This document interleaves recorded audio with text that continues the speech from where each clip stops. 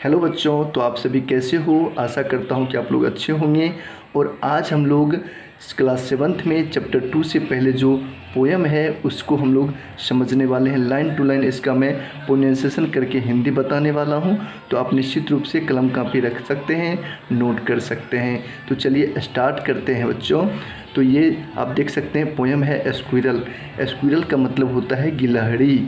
और ये जो है दिया हुआ, you may have seen a squirrel sitting on the ground eating a nut. इसका मतलब हो गया स्क्विरल मतलब होता है गिलहरी, सिटिंग मतलब होता है बैठकर, कहाँ पे, ज़मीन पर, ग्राउंड मतलब ज़मीन, और ईटिंग ए नट मतलब होता है अखरोट खाती है। तो यहाँ यू में यानी आपने देखा होगा, आपने देखा होगा, सिन मतलब होता है देखना। तो आपने देखा होगा एक गिलहरी को ज़मीन पर बैठ कर के अखरोट खाते हुए। What did a look like, तो वह कैसे दिखती होगी, वह कैसे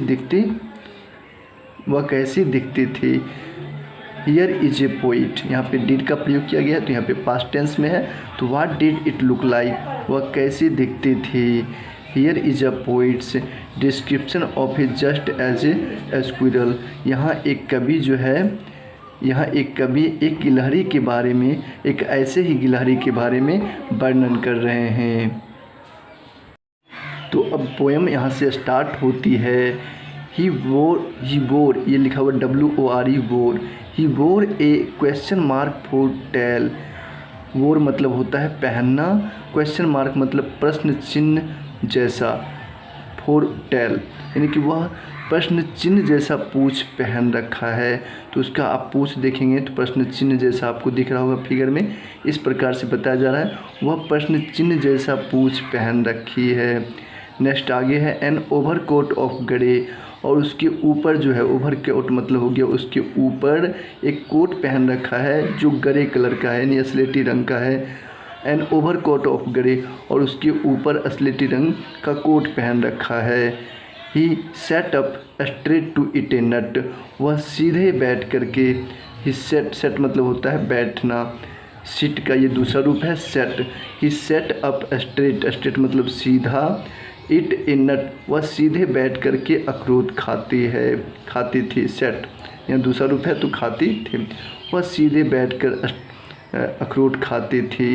ही liked to teach and play, वह लाइक्ड मतलब पसंद करती थी, टीच मतलब चिढ़ाना, और प्ले मतलब खेलना। वह जो है खेलना और चिढ़ाना पसंद करती थी, वह खेलना और चिढ़ाना पसंद करती थी।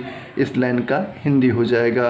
आगे है and if we run around this tree, and if we run around this tree, और यदि हम लोग उसके पेड़ों के चारों तरफ दौड़ते हैं, यदि हम लोग उसके पीछे पेड़ों के चारों तरफ दौड़ते हैं, रन मतलब दौड़ना, अराउंड मतलब चारों तरफ, चारों ओर दौड़ते हैं।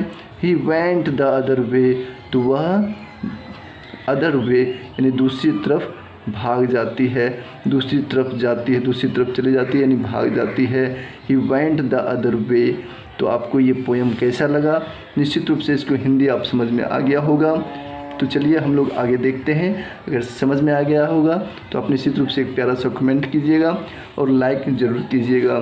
तो चलिए अब हम लोग इसके क्वेश्चन आंसर को समझते हैं, ताकि मुझे मोटिवेशन मिले और मैं आपके लिए जो है इस प्रकार का वीडियो लगातार ला पाऊँ। तो चलिए अब देखते हैं इसके क्वेश्चन आंसर पार्ट को।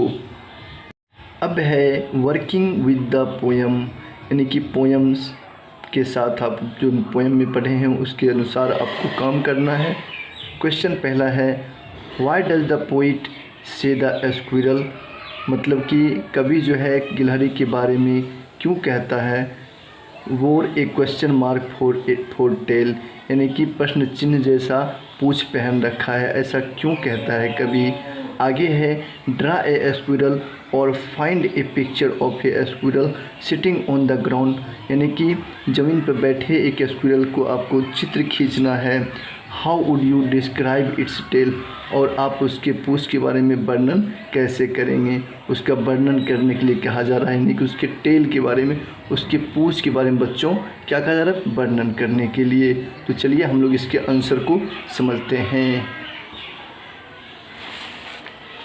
तो देख सकते हैं मैंने आपके लिए बिल्कुल बना रखा है, इसको आप यहाँ से नोट कर सकते हैं। और मैं जब बताऊँ तो आप इसको लाइन टू लाइन ध्यान देंगे तो आपको बिल्कुल अच्छी तरह से पढ़ने आ जाएगा और समझ में भी आ जाएगा। तो क्वेश्चन के अनुसार कहा जा रहा है, यहाँ पे आंसर है the tail of the squirrel is turn in the shape of a question mark.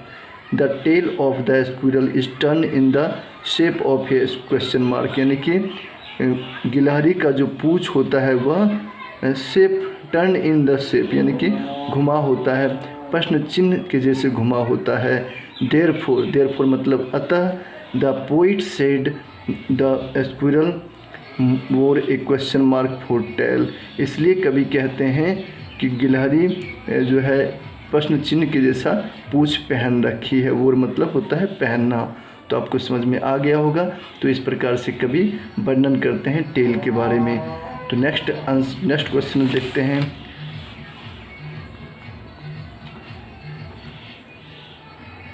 तो नेक्स्ट क्वेश्चन अब हम लोग समझते हैं। क्वेश्चन नंबर 2 है, do we usually say that an animal, do we usually say that an animal, do we usually say that an animal, यानी कि जानवर के बारे में हम लोग क्या कहते हैं, यूजली समान रूप से क्या कहते हैं कि वियर्स ए टेल, मतलब पूँछ पहन रखा है, ऐसा कहते हैं हम लोग जानवर के बारे में, ऐसा तो नहीं कहते हैं। व्हाट डू वी से, तो हम लोग क्या कहते हैं। थिंक सोचिए, does an animal wear a coat, सोचिए कोट पहन रखा है, जानवर जो होता है कोट पहनता है, क्या कोट पहनता है, इस प्रकार से होता है, ऐसा हम लोग बोलते हैं। आगे कह रहा है कंसल्ट, यहाँ पे वियर का मतलब होता है पहनना, तो वही बोल रहा है कि डज का मतलब हो गया आपका इंट्रोगेटिव सेंटेंस, तो वही हो गया क्या कोट पहनता है एनिमल, जानवर। Consult a dictionary if you like, consult ये डिक्शनरी इफ़ यू लाइक, यानी कि आप जो है इस वियर शब्द से जो है आपकी खोजिए, डिक्शनरी में कहता है खोजिए इसका मतलब और क्या होता है। And find out how wear is used in different ways, तो आप इसके अलग अलग तरीका बताइए और इसको अलग तरीका बताइए। तो यहाँ पर जो है इसका आंसर क्या होना चाहिए, चलिए हम इसके आंसर को समझ लेते हैं कि डिफरेंट वेज में क्या होना चाहिए। देखिए यहाँ पे लिखा गया है,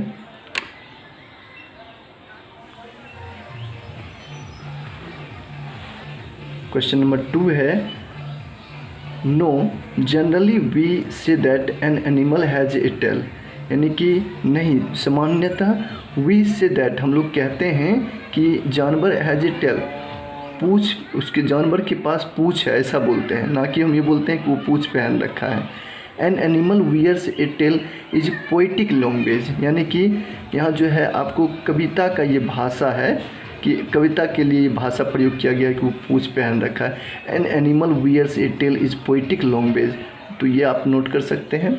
आगे सिमिलरली उसी तरह से an animal wears a coat, उसी तरह से जो है कोट के बारे में भी कहा गया है कि कोट पहन रखा है। Is also a device used in literature, और उसी प्रकार से साहित्य में भी इसका प्रयोग होता है, डिवाइस यूज्ड इन लिटरेचर, तो आप यहाँ से नोट कर सकते हैं इसका आंसर। नेक्स्ट क्वेश्चन हम लोग देखते हैं। नेक्स्ट क्वेश्चन में आपको दिख रहा होगा, देखिए इसको हम जूम करके आपको दिखाने की कोशिश करते हैं। लाइट का प्रॉब्लम है, इशू है, लेकिन फिर भी मैं आपको बिल्कुल इसे दिखाने की कोशिश कर रहा हूँ। आपको किताब हो तो आप निश्चित रूप से इस क्वेश्चन को देख सकते हैं, और जब मैं पढ़ूँ तो आप समझ सकते हैं। क्वेश्चन देखिए कहा जा रहा है कि he like to tease and play, he like to tease and play, उसे खेलना और चिढ़ाना पसंद है। ठीक, तो यहाँ पे कहा जा रहा है कि पसंद करती थी कौन, गिलहरी। तो हु इज़ टीसिंग होम, तो वह किसे चिढ़ाती होगी, वह किसे चिढ़ाती हो, किसको चिढ़ाती है, हाउ और कैसे चिढ़ाती है, तो इस प्रकार से आपको बताना है। तो बहुत ही सिंपल क्वेश्चन है, आपने जानते होंगे कि वो बच्चे जिस बच्चे के साथ वो खेलता है उसी बच्चे को उसको चिढ़ाने में मज़ा आता है। तो यहाँ पे यही बात लिखा हुआ है, the squirrel is teasing the children, वह बच्चे को चिढ़ाता है, चिढ़ाना पसंद है उसको। Who are running around to catch it, जो उसे पकड़ना चाहते हैं।